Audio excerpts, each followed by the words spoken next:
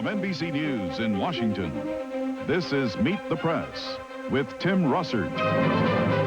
Our issues this Sunday morning: the president goes after the Republicans. The Republican majority in Congress has its priorities wrong.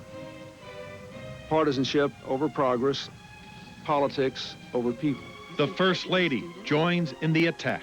They'd rather spend their time dividing our country, diverting our resources, doing anything but focusing on the real problems of America.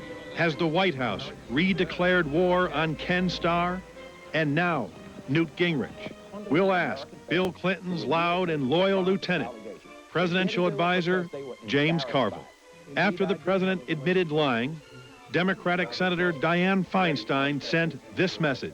This is my president. This is somebody I respect, I've respected, I believed in, and a lot of those things were shaken. Now, for the first time, she speaks out on the future of the Clinton presidency.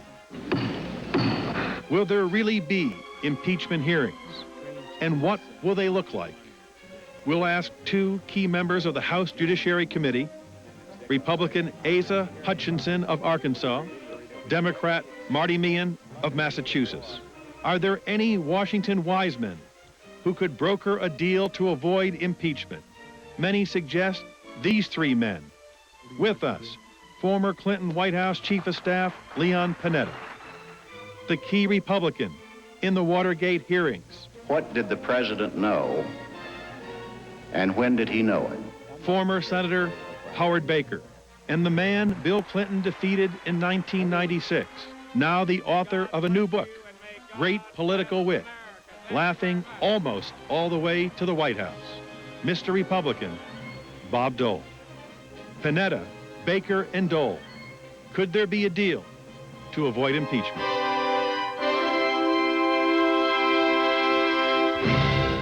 But first, there are new developments in the Paula Jones case, reports that President Clinton may want to settle. Let's go live to Dallas. We are joined by an attorney for Paula Jones, David Pike. Mr. Pike, good morning. Good morning, Tim. Can you confirm there are negotiations ongoing between Paula Jones and President Clinton? And how close are you to settlement? There are negotiations. We are not so close to settlement that I could say that it is imminent. I'm confident that negotiations will continue through next week, and maybe a deal can be struck soon. Reports that Paula Jones is asking for $1 million. I've read those reports. We don't want to discuss the details of our negotiations. We have pledged with the other counsel, Mr. Bennett, to keep them private. And I believe he and we have done that, but there have been sources outside of our two offices that have leaked details of the settlements. Let me show you a comment that Paula Jones made in May of 1994 and put it on the screen. I am announcing today that any proceeds from this litigation above the cost of the case will be donated by my husband and me to a Little Rock charity. This case is not about money. Will Paula Jones give any money she gets from settlement to charity? I'd have to address that question to her at this point. The money that she would receive would have to not only go to pay legal expenses and costs and reimbursements to her current attorneys, but to her prior attorneys. So there are significant costs here, and what would be left and what she would do with that is up to her and not something I've discussed with her.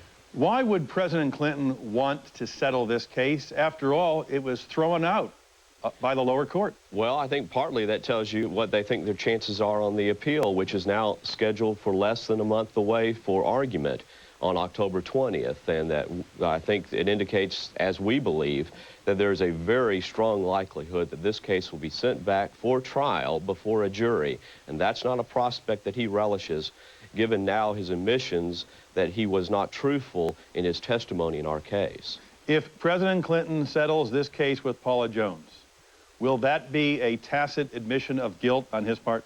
If he settles for a substantial amount, that has to be reflected in that he is truly admitting that he has done something wrong here. And that's the way that we interpret it. Paula Jones had insisted that she would demand an apology for President Clinton. She has now dropped that. Why? Well, I won't say whether she has dropped it or whether it's on the table or will be on the table in future negotiations, but I will say that there is reason to consider not asking for an apology now. It's very clear that Bill Clinton was never going to give one voluntarily. From his heart, he feels no apology. And so why take his false and empty words? They don't mean anything. His actions will if he pays a substantial amount to settle the case. As you know, the judge in the lower court, Susan Weber Wright, has suggested she may hold President Clinton in contempt of court because of his testimony before the grand jury and before the deposition in the Paula Jones case. Will you be filing papers encouraging the judge to hold the president in contempt of court? That is something that is in process. We'd actually hoped to have it on file before now, but we're continuing to work on those legal papers and do plan to continue that effort.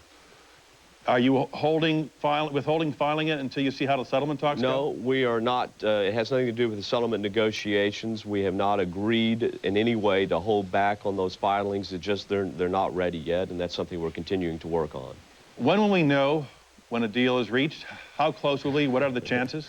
Well, I think that given the history of this case and how early the confidential things get out, as soon as a deal is reached, somebody's going to go tell somebody in the press, and then everybody will know. What do you think the chances are? I'm very optimistic at this point. I think it benefits everybody to settle at this point. I believe that we have put an offer on the table that should be accepted and will be accepted eventually. I don't know if that's going to happen in a day or a week or a month, but I'm very optimistic. David Pike, thanks very much for joining us.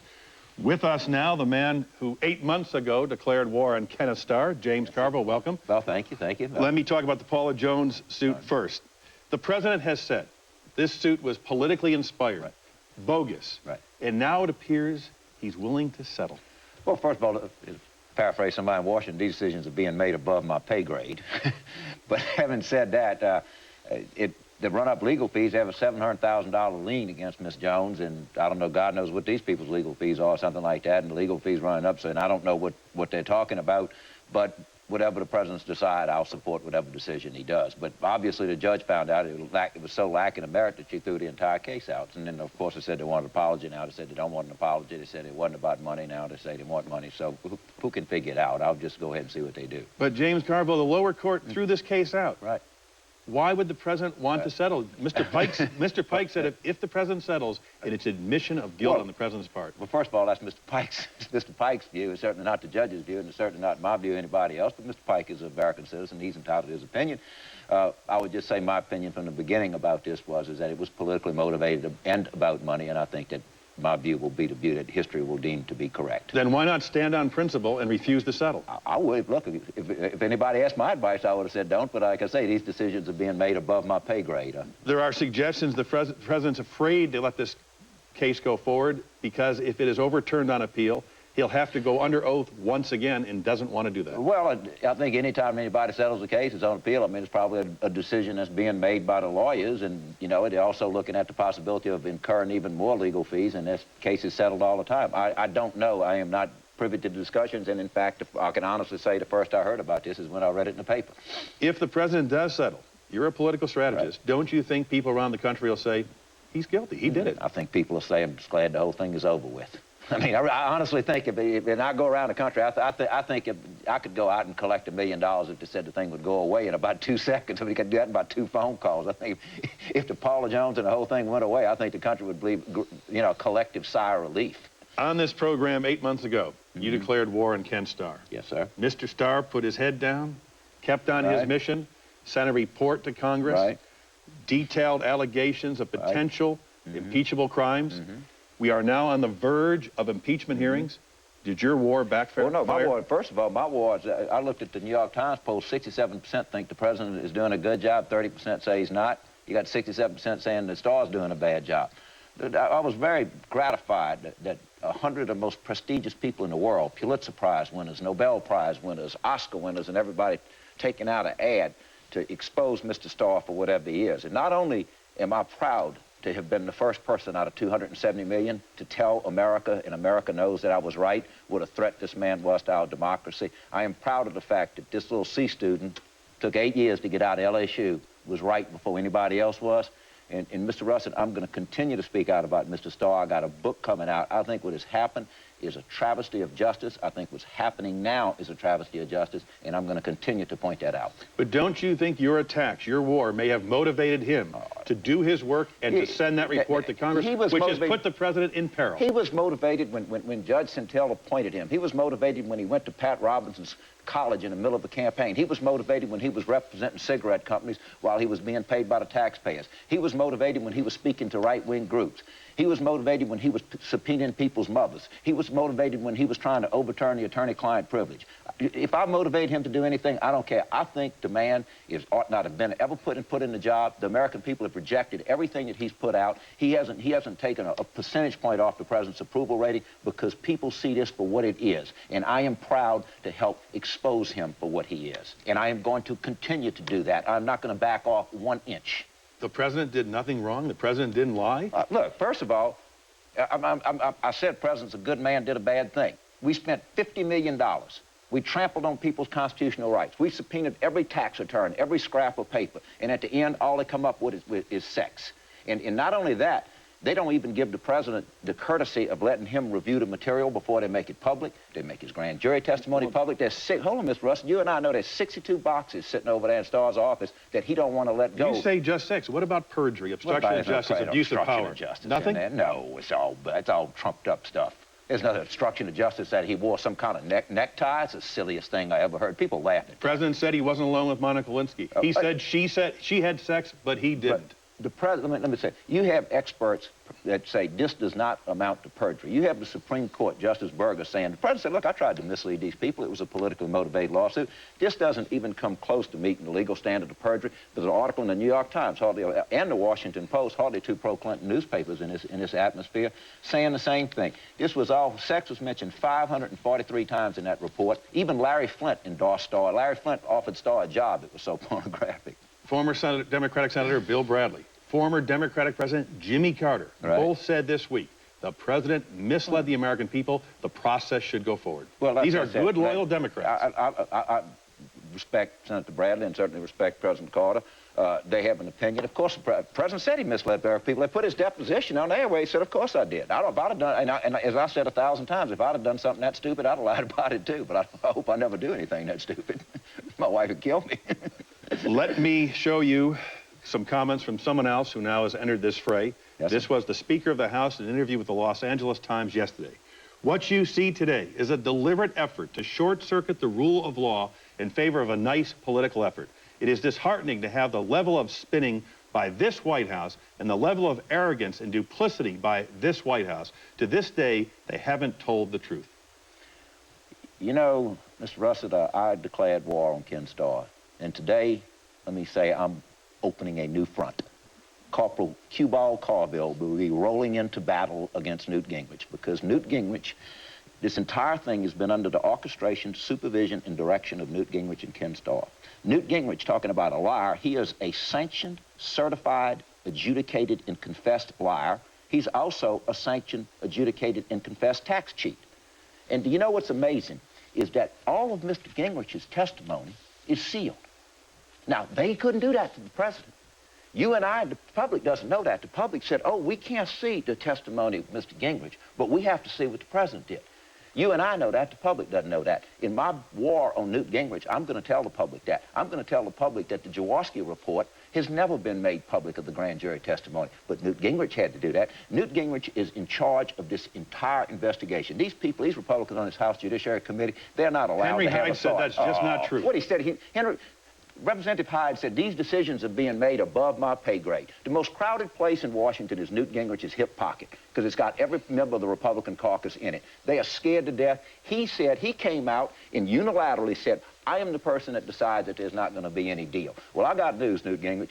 I'm meeting with people all over Washington this week, and we're going to mount an attack to tell the truth about what's behind this. And you got Tom DeLay as a bag man for the cigarette companies out there trying to get the FBI in the middle of this Mr. Gingrich went on, and let me show you this quote because it gets quite personal about the president. He said, at one point during the discussion, according to participants, Gingrich called Clinton a misogynist, one who hates women. You know, I'm so glad to see Newt Gingrich out there because I've known that this whole thing was a Gingrich-Starr effort from day one. And I just hope in that he stays out there, because I'm going to do everything I can to expose him. He is the one that told the Judiciary Committee, don't let the president have a right to look at this material. Violate every constitutional thing you have. And he was bragging to people, and you know that and I know that they were going to roll the Starr report out over the weekend. The president's approval rate was going to drop 20%. They were going to lose 25 Democrats, and he was going to be the great transformational figure that overturned an American election. James Carville, how can we're going to stop you dead in your tracks. How can the president and his supporters ever arrive at a deal or an accommodation to stop impeachment hearings if you keep attacking Newt Gingrich like this? Well, because what is Newt Gingrich saying about the president? What is Newt Gingrich doing if Newt Gingrich had a shred of iota of fairness in him, then people like me wouldn't have a point. But it was Newt Gingrich that said, Newt Gingrich said the president is guilty of crimes. Now, you have someone who has already said that the president is guilty, who is in charge of the entire investigation. And I'm not going to speak up on this, Mr. Russett. I'm not going to tell the American people about this. But you're trying to make Newt Gingrich the face of the opposition. Well, he is the face. I'm not trying to make him. He made himself. He was the one that unilaterally rejected the deal. But why isn't the issue one... Bill Clinton's behavior, not Newt Gingrich? I said the president is a good man and did a bad thing. I said the president did something he should not have done. The issue is that you spend $50 million and you come up with nothing but sex, and then people try to point that out to the American people. And Newt Gingrich is out attacking me and people like me every day. But I'm not. I guarantee you, I am just like I'm very proud that I exposed Ken Starr to the American people. I'm going to be very proud that we've rolled into battle against Newt Gingrich too. Ross Perot last night at his convention said the president is mentally and emotionally unstable. He has a defective brain. Well, and should resign. You know, so one thing about Perot, he was a man that ought to be able to recognize mental and emotional instability. So I wouldn't pay much attention to what he said. He's about a half a quart low, to tell you the truth. Let me ask you, James Carville, how is this all going to end? I don't know. You know, and I'll be honest, my role is to be an advocate in an adversarial system. And, I mean, I'm going to defend the president. I made that decision, and I'm going to defend him hard. He is my friend. He is a dear friend of mine. He did something he did a bad thing. I understand that. There's not any proportionality. You got Gingrich, you got DeLay, you got Starr trampling on everybody's constitutional rights. They're trying to overturn the election. And maybe, you know, I think Senator Baker, Senator Dole, Mr. Panetta, they're wise people. They got a lot of experience, and maybe if people like that can come up with something, that's fine. But I'm not going to sit on the sidelines. I'm not going to let Newt Gingrich try to rail my man out of office, and people don't want that either. They don't want Newt Gingrich. Would the president prefer a war on Newt Gingrich or a deal with Newt Gingrich? No, I don't know. I mean, I assume the president, like most Americans, that, you know, who wouldn't want this thing to go away. But I'm not going to let us get trampled over. I'm not going to let the Democratic Party get trampled over. I'm not going to let the president get trampled over. I'm going to stand there and fight, and let other people do that. But I am, you know, what has happened here, and what Gingrich and Starr have done to this country, and the violation of fundamental fairness take place, like I say, is unbelievable. Now you got 100 of the most prestigious people in the world coming over here, and you got people coming to this president's support. You know, Nelson Mandela has more moral authority in his toenail than Newt Gingrich has in his whole body. And Mr. Hobble and people like that are outraged by this. James Carville, thank you very much for your views this morning. Thank you, Tim. Coming next, an exclusive interview with a key Democratic senator. Will she stand by her president, Dianne Feinstein of California? Then, two outspoken members of the House Judiciary Committee, Asa Hutchinson and Marty Meehan. Three Washington wise men, Leon Panetta, Howard Baker, Bob Dole. Are they willing to broker a deal to avoid impeachment? All that and more coming up on Meet the Press. Meet the Press is sponsored by the Archer Daniels Midland Company, ADM. Supermarket to the world. The following is a commercial message from the Archer Daniels Midland Company.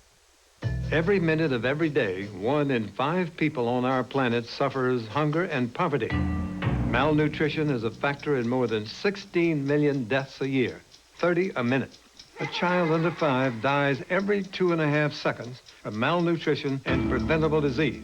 At the dawn of a new century, the world is better equipped than ever to move toward eliminating hunger. But it will not be easy. Preventing more than 40,000 deaths a day will take some time, not to mention better farming and food technology. Getting food to those who need it most will be the 21st century's biggest test. As a world-leading agri-processor, the Archer Daniels Midland Company does not take this challenge lightly. Nations that have modern food systems can ease the pain known by far too many as hunger. What we don't have is time to waste.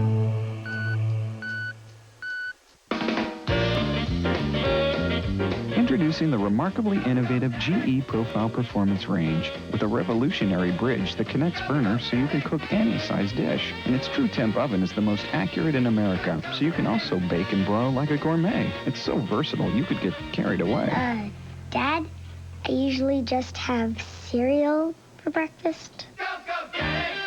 The incredible Profile Performance range, only from GE. Because there is a man in Chicago planning his retirement this year. Because there is a family in Boston who hopes to send their kids to college someday. Because there is a doctor in New York looking forward to the day she will open her own clinic. Because the dreams of every investor continue to change in a complex world, so too have we. Which is why at Morgan Stanley Dean Witter, we measure success one investor at a time. Once upon a time, there was a printer that thought it was a copier. It was fast, 32 pages a minute. This printer collated, sorted, and stapled like a copier. Even had a name worthy of a copier. And starting at just $2,900, it made all the other printers very, very sad. That's the story of the Xerox DocuPrint N32, the printer that thinks it's a copier. For your local reseller, call 1-800-34-XEROX. Senator Dianne Feinstein, welcome. Thank you very much, Tim. Back in January 26th, you were in the room when the president said, "I did not have sexual relations with that woman, Monica Lewinsky." When the president acknowledged in August he had lied, you'd said something very grave. You said, quote, "My trust in his credibility has been badly shattered." Has he won you back? Well, it's true. I was disappointed and I was angry. And I think that's a personal reaction, and it's what I felt. I think right now, though, what I'm very concerned about, and the reason I accepted the invitation to come on the show, is the process as I see it unfolding. This is a very serious process. It has to be fair, it has to be nonpartisan, and it has to be sustainable, because what happens here will be remembered for at least 100 years. As I see it unfolding, it's none of the above, and this troubles me deeply. I think the release of what's going to be thousands of pages of documents this week is just plain wrong. I don't know any investigative authority that releases documents even before they've made a decision to hold an inquiry. I think that the American people don't feel it's necessary. I think they feel it's enough has been released to date.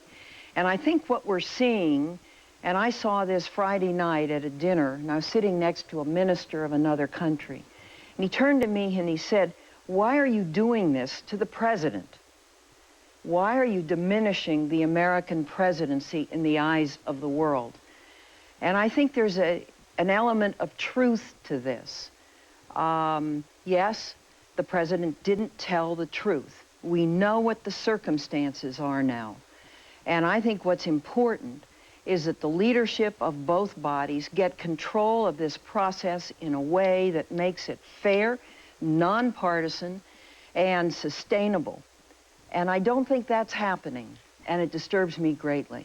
Should the president resign or be impeached? I don't think so, not at this stage, no. And there's nothing to me so far that's come out to say that this reaches the level of impeachment, where affairs of state, matters of state, public policy are impacted in any way, shape, or form by this. Should he be censured? I think we know it's wrong. I think there has to be some degree of penalty paid, but I think it has to be somewhat commensurate with what's happening. And I think, respectfully, Mr. Starr also ought to have some understanding to what this is doing to the American presidency. It's true, I think the president has been humiliated. I think he has apologized.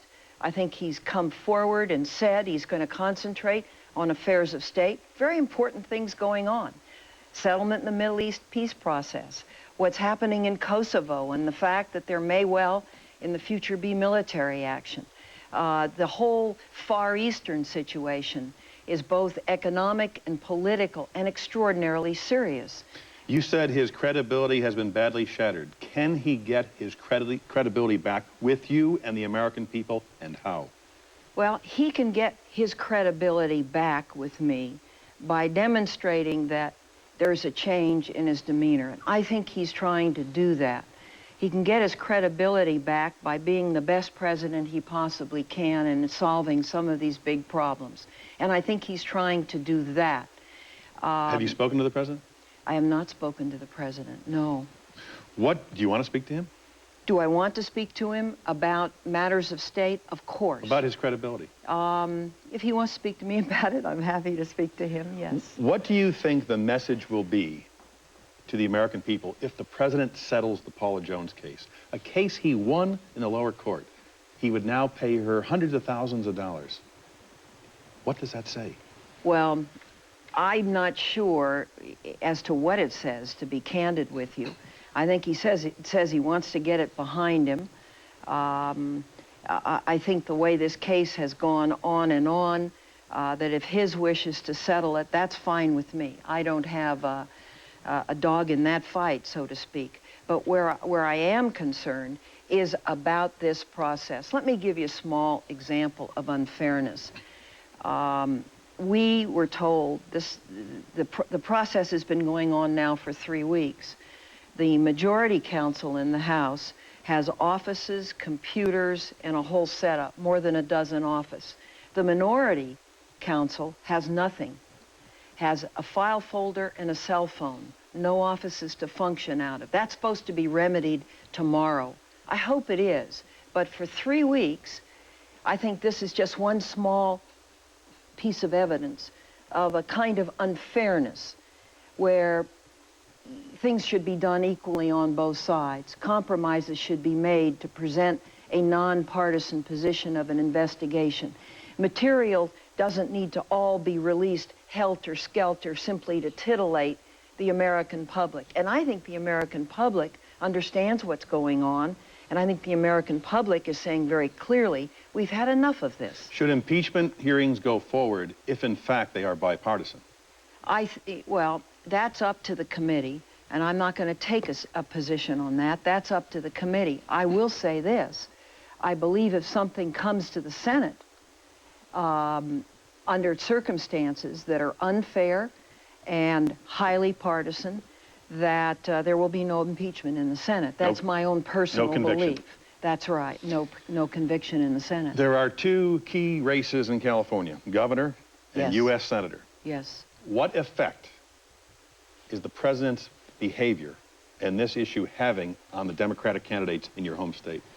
I would hope none.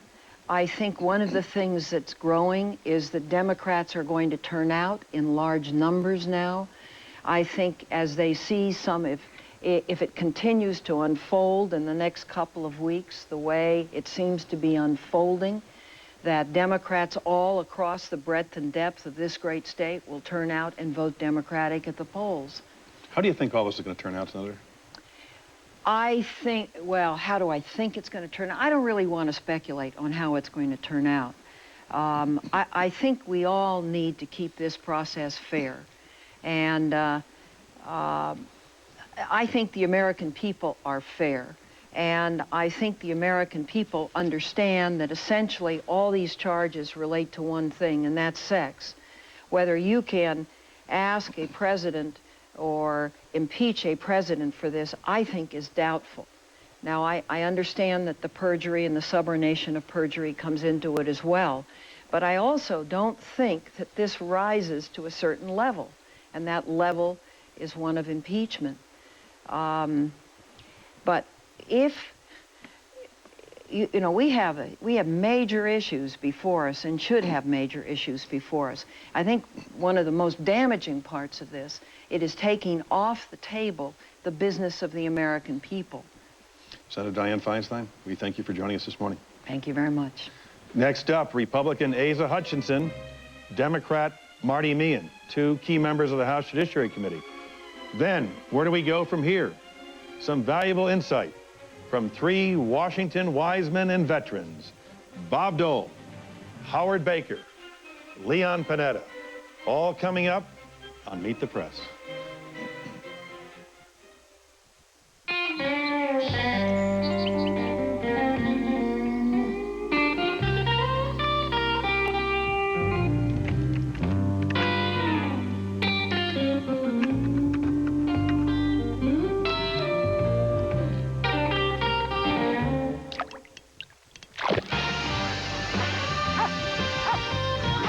Do you, Yahoo?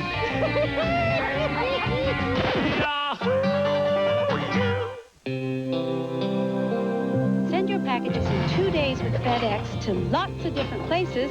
You get lots of different prices. Send your packages in 2 days with UPS to lots of different places. You get lots of different prices. Send your packages in 2 to 3 days with priority mail to lots of different places. You get the same price. You know, $3. So, what's your priority? Priority mail from the U.S. Postal Service. Buy hamburger, cook it up. And you'll discover you have a whole lot of something you don't even want. Try Harvest Burgers from who else? Green Giant. And get the flavor without all the fat. They're all vegetable, with far less fat than hamburger, no cholesterol, and lots of taste. Harvest Burgers from Green Giant. Everything you want from a burger, without everything you don't. Every moment, every dream, every challenge, for every step you take in life, there's GE, a financial partner you can trust. Take advantage of our expertise in insurance and investments and get the innovation you've come to expect. So think of GE when you think of insurance and investments for every step you take. Two important members of the House Judiciary Committee, then the Washington wise men after this very brief station break. This week, behind the scenes with Robin Williams, plus Frasier's Kelsey Grammer, and our summer concert series ends with Phil Collins. This week on Today. Dateline Sunday, Hurricane George, the stories, the dramas, the battle between man and the elements, the survivors of nature's wrath. Dateline Sunday on NBC. What happened when Cher found out her daughter Chastity was gay? Screaming and yelling, firing everybody. Cher and Chastity next to Oprah. Monday at 4 on News Channel 8. Can't help people who can't help themselves. Those are exactly the people we should be helping. It's a judgment call. It was a mistake. We are in over our heads. Don't ever pull this again. I am a doctor. Nothing gets in the way of that. This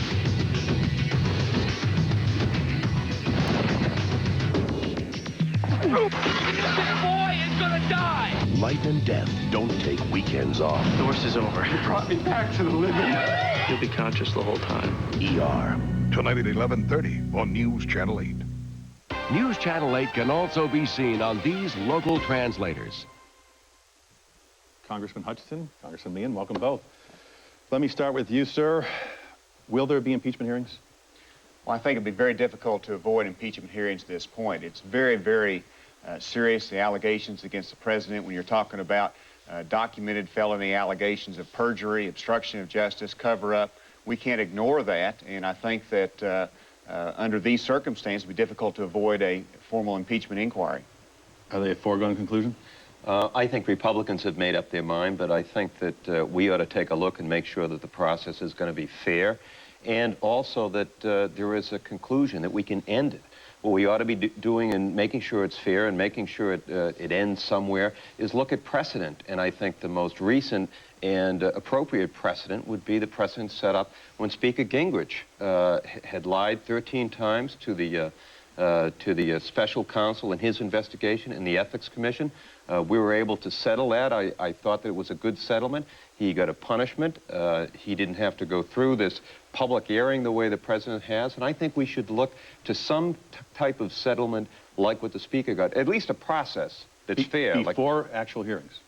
Well, they could be part of hearings, potentially. Although I don't know what more the American people need in terms of facts. This is unprecedented, the leaking of the entire case publicly.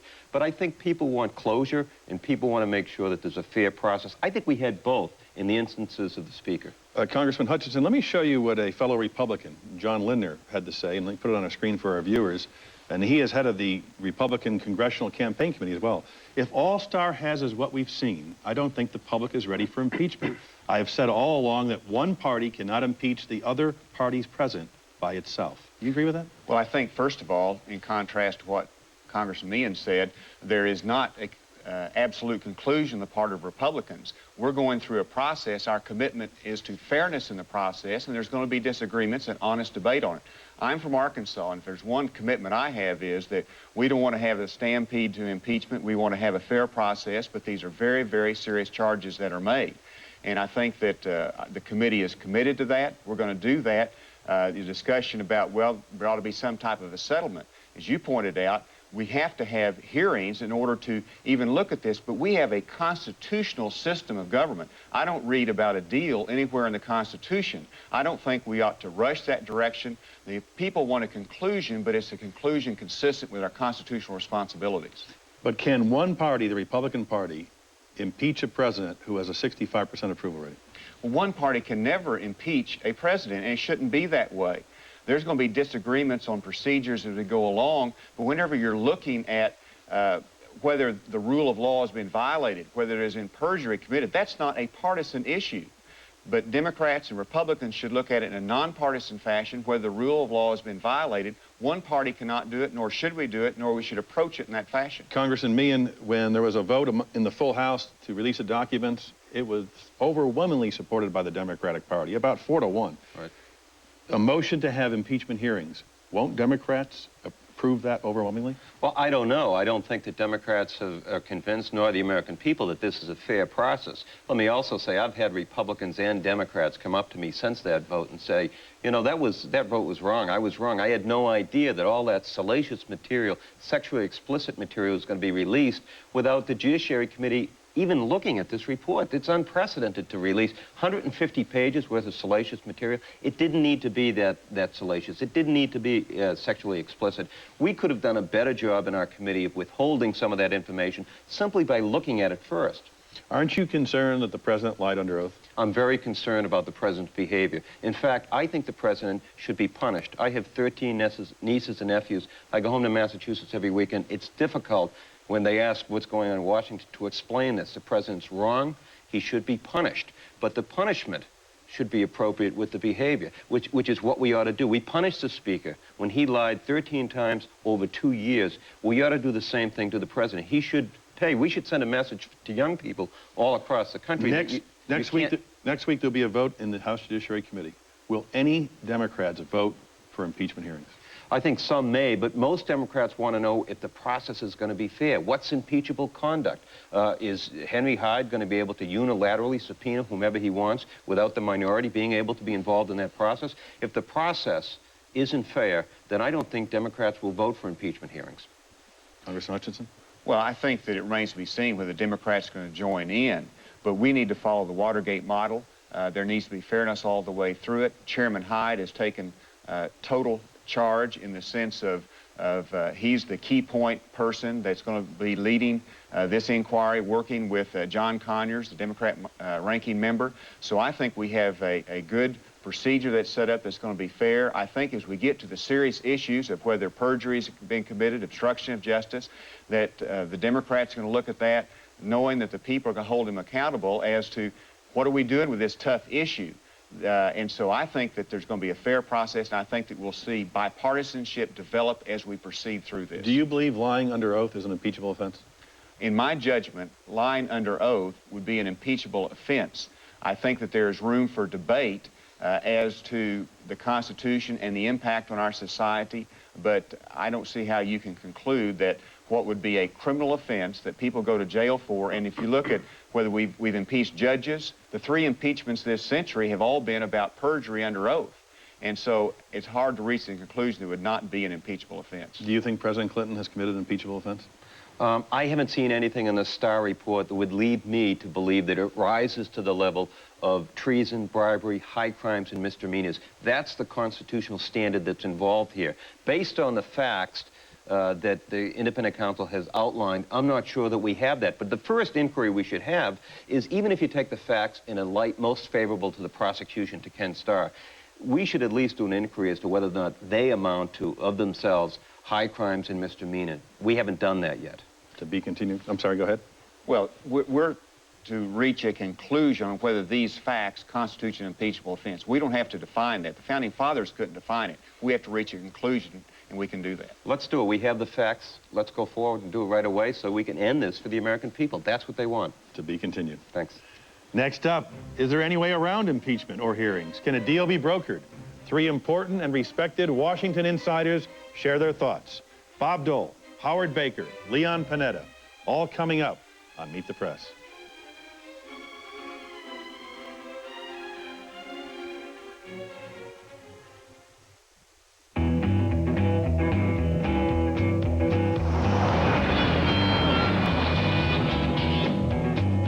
What's it going to take to get the network you need for the future?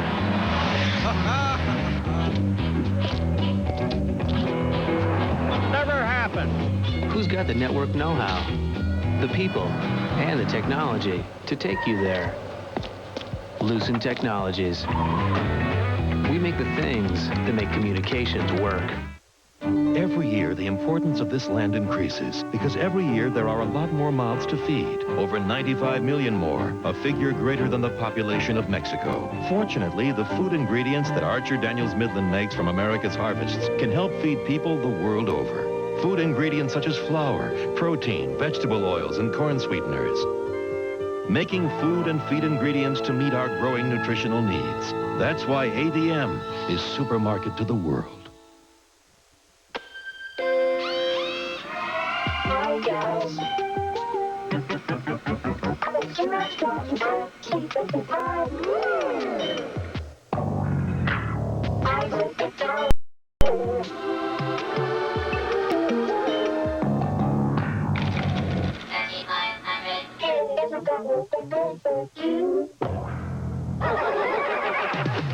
For your local reseller, call 1-800-34-XEROX. Because there is a man in Chicago planning his retirement this year. Because there is a family in Boston who hopes to send their kids to college someday. Because there is a doctor in New York looking forward to the day she will open her own clinic. Because the dreams of every investor continue to change in a complex world, so too have we. Which is why at Morgan Stanley Dean Witter, we measure success one investor at a time. Turning on the light, I was immediately aware of something different. It was the same room. She was the same woman. Yet somehow, incredibly, something had changed. The Enrich bulb from GE. Its innovative glass filters out rays that dull colors. Blues look bluer, reds redder. Almost everything looks better. Her blue eyes blazed. Her black hair burned. She turned to me. I turned to her and said, "That some light bulb." The incredible Enrich bulb, only from GE. And we're back. Senator Dole, let me start with you. Your first book, Great Political Wit, laughing almost all the way to the White House. You want a recount? Well, yeah, I'd take a recount, you know. But I... You think if the American people knew then what they know now, you'd win? Oh, it's hard to tell. Who knows? The economy's still pretty good, but we've had a lot of fun doing the little book. It's really a compilation. I'm not really an author, but appreciate your holding it up. Always here to serve, Senator. Right. Do you think there should be a deal worked out which would avoid impeachment hearings? Well, my view is it's way too early to even speculate about that. I mean, you know, I know a lot of people have, and the Democrats would love that to happen even before the election. But as I've said, and I've told the president, I think you have to go through the process. Now, I mean, something might happen later on, but I'd say initially, you know, get the process started, then go home and let the elections happen, and come back and go to work. When you hear the president going after the Republicans, the first lady going after the Republicans, you heard James Carville this morning declare war on Newt Gingrich. Is that helpful to any negotiated settlement? Well, I look back in the Watergate hearings when it was a very partisan beginning, and Democrats and Republicans are very partisan. I don't think it's well, it's not lethal, but it's not terminal, but it doesn't help. But this is a political time. Elections are only about a month away. So I don't think it really hurts anything. You said the other day, get these attack dogs off the airwaves. Well, I thought they were, but James came back today. Senator Baker, should there be an arrangement, a deal, which would avoid impeachment hearings? No. No, I think impeachment hearings are necessary. I think the system has to work. I'm opposed to, on principle, I'm opposed to resignation. I think we have a constitutionally prescribed technique for handling challenges of this sort, and it ought to work. Now, almost certainly the House is going to have hearings. What happens there remains to be seen, but if it goes over to the Senate, then maybe there's time to talk about a plea bargain, but it's way too soon to do that. Leon Panetta, you just heard two distinguished, seasoned Washington veterans of the Republican Party suggest it's way too early to talk about any deal. Well, if Bob Dole and Howard Baker were still there, I'd feel a lot more confident about where this process is going, but that's not the case. I think it is true that right now, instead of a race to judgment, you're looking at a race to the election. And I think the Republicans have basically made the fundamental decision here that in releasing this material, they're going to appeal to their conservative base, to their moral majority base, and that they'll turn out to vote in November. The Democrats, on the other hand, think that this will create a backlash and that the will of the American people will support Democrats in November. So I think until the election, it's going to be very difficult to try to work out something that's in the country's interest. Is it helpful for the President and the First Lady and James Carville to be on the campaign stump attacking Republicans, attacking Newt Gingrich? Well, this is the political season, Tim. You're not going to avoid Republicans attacking Democrats or Democrats attacking Republicans. That's the nature of what we're in for these next few weeks. Everyone would hope that you could get a very objective, nonpartisan process going on right now. But this is a political institution. That's what our forefathers intended when they put the impeachment process into a political body. And right now, politics is going to determine a lot more what happens here than the impeachment process. If the Republicans win 4 or 5 Senate seats, 10, 15 House seats, Leon Panetta, doesn't that put the Republicans in a very strong bargaining position when it comes to any plea bargain? Tim, the election is going to tell us a lot more what happens here with regards to the impeachment process than the impeachment process itself. If the Democrats lose a number of seats, particularly in the Senate, then I think that's trouble for the president, both in terms of the kind of jury he's going to face on the Senate side, but also the concern about Democrats as to what's happened with the Democratic Party. But if the Democrats hold their own in this next election, then I think there is a much better chance that this issue will be resolved sooner rather than later, and that, I think, would be in the country's interest. I recognize that phrase, sooner rather than later. Senator Dole, you said the other day to the Republicans, don't overplay your hand. Don't try to outsmart yourselves. I think they're losing the American people. Well, I worry about, I was around when the government was shut down. I'm not certain that was totally Republicans' fault, but we were blamed for it and it had a big impact not only, well, in 96 in the election. So I just want, it's time for everybody to take a deep breath. I mean, all the people, whether it's this panel or any panel, Democrats, Republicans, the White House, nothing's going to happen. I mean, I think we all agree it's not going to happen before the election. Probably not much going to happen until maybe next year. So I just tell my Republican friends, don't be overzealous. Let the process work. Be fair to the president. Be fair to everybody involved. Can't starve everybody else. And then we'll see what happens. The American people, Senator Baker, are saying until next year. You mean we have to go through this for 3 and 4 more months? Is that the answer? Yeah, I think it is the answer, Tim, and it's too bad. There are a lot of people, including my wife, who says that for the good of the country and to avoid exactly that, the president should resign. But I really don't think that. I think that it is unfortunate that we have to put up with it, but putting up with it is infinitely superior to short-circuiting a constitutional system.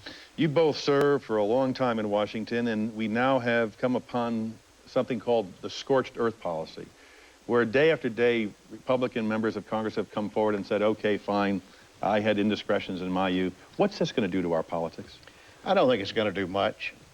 Somebody asked me the other day, do you think this means that you'll have nobody but cloistered monks running for president? And I don't think that's so at all.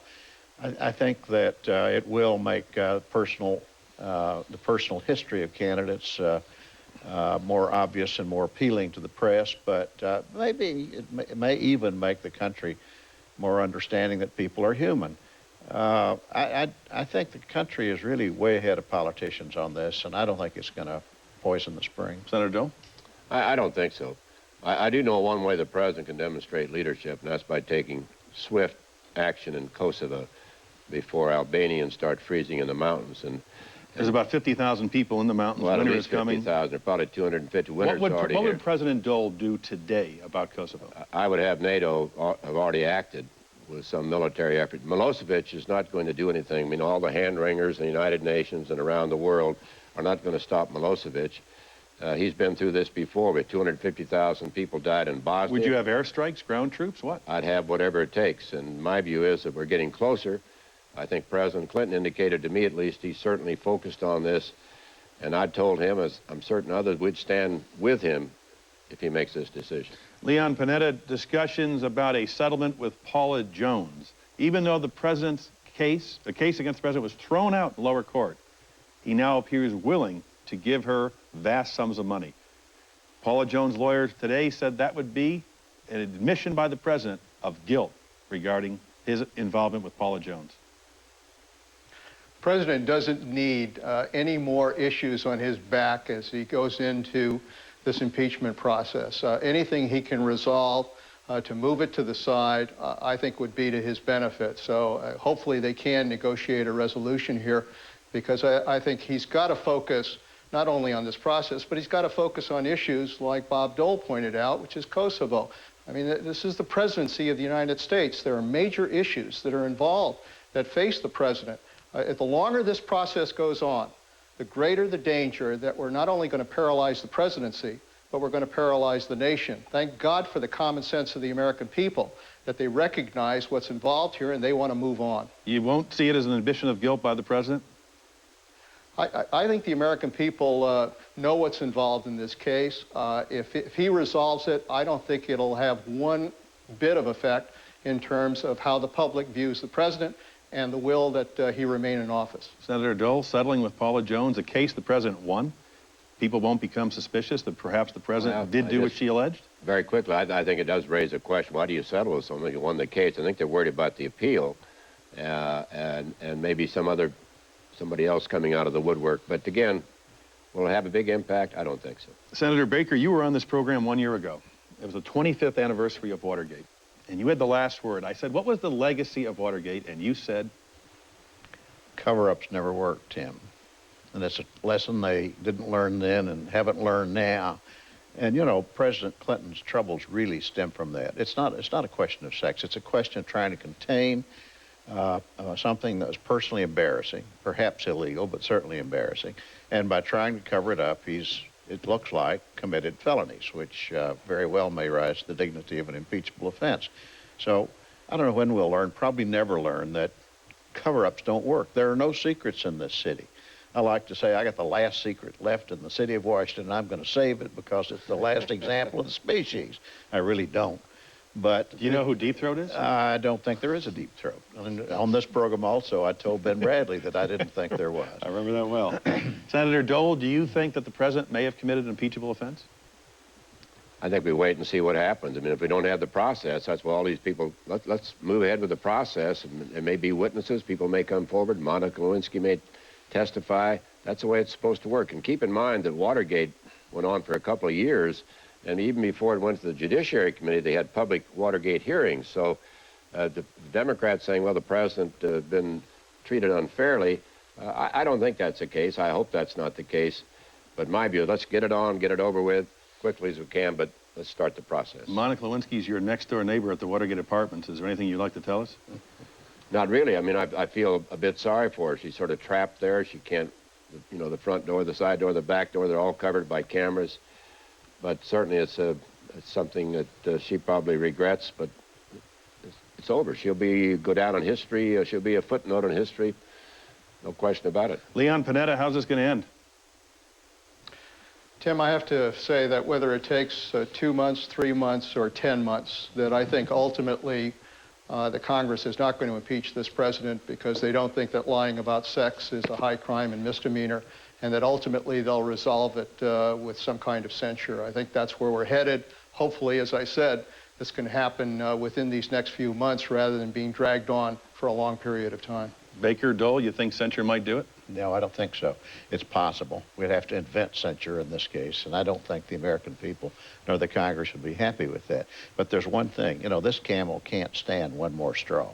And if there's anything else out there, it will greatly increase the chances that there'll be an impeachment. As of right now, I think Leon's right. I think it's uncertain what would happen, maybe even unlikely that it'd be impeached. But you don't know yet, and that's exactly why the system has to work. Senator Dole, censure? It's a non-starter now. You know, look down the road 3 or 4 months, who knows? But now it's a non-starter. Senator Dole, in 1996, there were 838 Bob Dole jokes on late night TV. So far in 98, there were 1,138 Clinton jokes, and the year's not even over. So you've lost that crown. It's been a good year, but that's why my book's so timely. Yeah. Now, let me ask you one. What's the problem with political jokes? Well, no problem if they're clean, decent jokes, but, you know, some of them get elected. That's the old line. There you go. Boom. And with that line, we'll get off. Bob Dole, Howard Baker, Leon Panetta, thank you all. We have to take a quick break. We'll be right back. A place of visionaries. A place of dynamos. A place where if you want, you really can change the world. A place of doers and darers and shapers. Who's next? The New York Stock Exchange. The world puts its stock in us. I remember when I was little watching the first satellites go over. But what's about to happen in space seems even more amazing. To put a space station into orbit, astronauts from 13 countries living there up to 10 years, that's a pretty great achievement. I'm John Donor, and I work at Mobil. I developed a grease that will lubricate the International Space Station's air system. We might take breathing for granted on Earth, but it's very important for them. I feel very proud for Mobil that we are a part of that.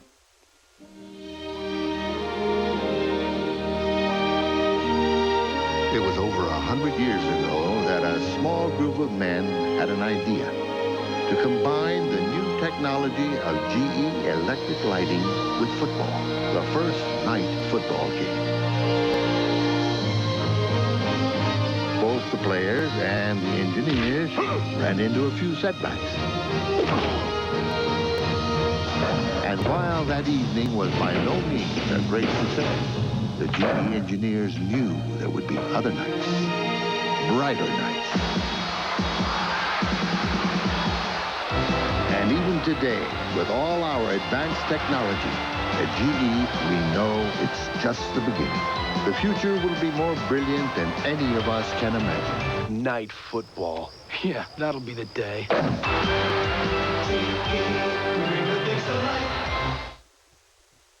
Thank you all. Coming up on Dateline tonight. Thanks, Tim. Pain, it can ruin your life. But a newly improved kind of therapy is showing great promise in reducing severe chronic pain. How does it work? Tonight at 7, 6 Central on Dateline. Tim? Thank you, Maria Shriver. Start your day tomorrow and Today with Katie and Matt, then the NBC Nightly News with Tom Brokaw. Congratulations to Mark McGuire and Sammy Sosa. Thank you for a great summer and proving that you can be a real gentleman and a great competitor at the same time. That's all for today. We'll be back next week. If it's Sunday, it's Meet the Press.